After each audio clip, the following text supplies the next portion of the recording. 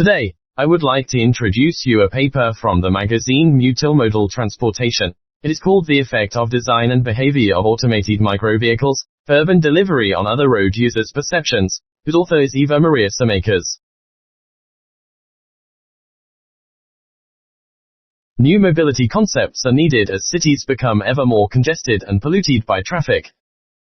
One factor for the growing traffic volume is the increasing delivery traffic, leading to a need for sustainable concepts for urban logistics and last-mile delivery. Innovative vehicle concepts, like automated micro-vehicles, present one promising approach. However, not much is yet known about drivers and barriers for the acceptance of these vehicles from the perspective of other road users, those people sharing traffic space with automated micro-vehicles.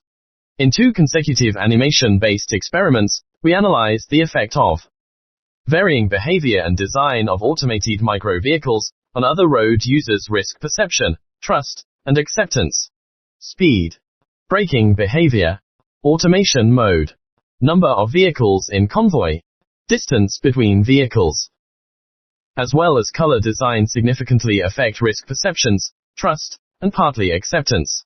The results inform the development and regulation of automated micro-vehicles.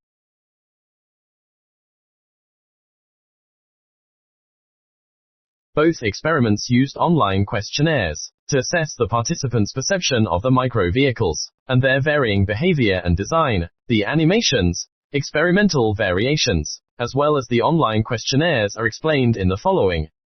For both online experiments, video animations were created too. Study 1 used comic-style animated videos. For Study 2, more elaborate videos were used, in which a real traffic situation was filmed, and a 3D model of the micro-vehicle was later integrated, which provided very realistic-looking videos. While the first animations were created from a pedestrian's perspective standing directly next to the micro-vehicle's lane, the second animations used a slightly more distant perspective, which still corresponds to the perspective of vulnerable road users. The perspective was changed because feedback from the first study showed that participants rather want a full overview of the traffic scene in both animations.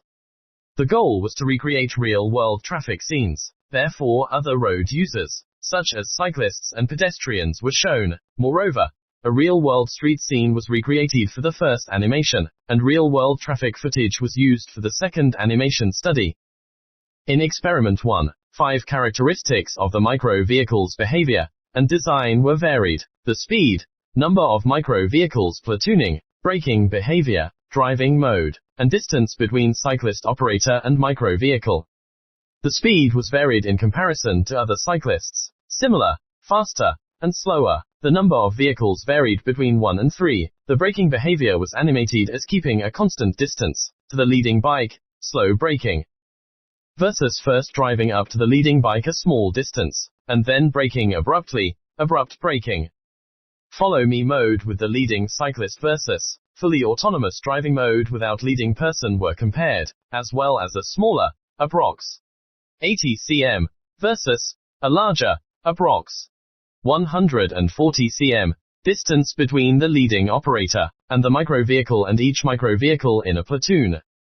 In Experiment 2, the factors driving mode, flexibility of the distance, and color design were tested for their effect on the pedestrian's perceptions. This time, the driving mode, follow me, with a leading cyclist was compared to mode with mechanical connection between bike and micro-vehicle, representing the so-called trailer duck.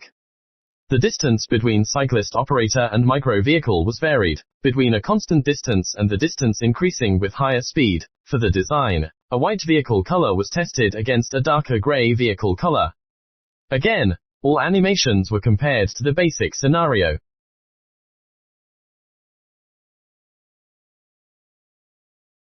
The figure depicts the mean risk and trust perceptions juxtaposed by scenario. For Experiment 1, the risk perception is lowest for the basic scenario, and these differences are significant for all other scenarios. Also, the trust perception is highest in the basic scenario, and the differences are significant for most of the scenario comparisons. This shows that the behavior and design characteristics in the basic scenario are the most favorable regarding risk, and, mostly also, trust. The main descriptive results regarding acceptance, risk perception, and trust compared between the scenarios of Experiment 2 are depicted in the figure, and the results of the statistical tests are summarized in the table, similar to Experiment 1. The basic scenario receives the lowest risk perception rating and the highest trust, as well as acceptance ratings, indicating that the basic scenario combines the most favorable micro-vehicle characteristics regarding risk, trust, and acceptance. However, not all differences are significant, and the effect sizes are smaller than in Experiment 1.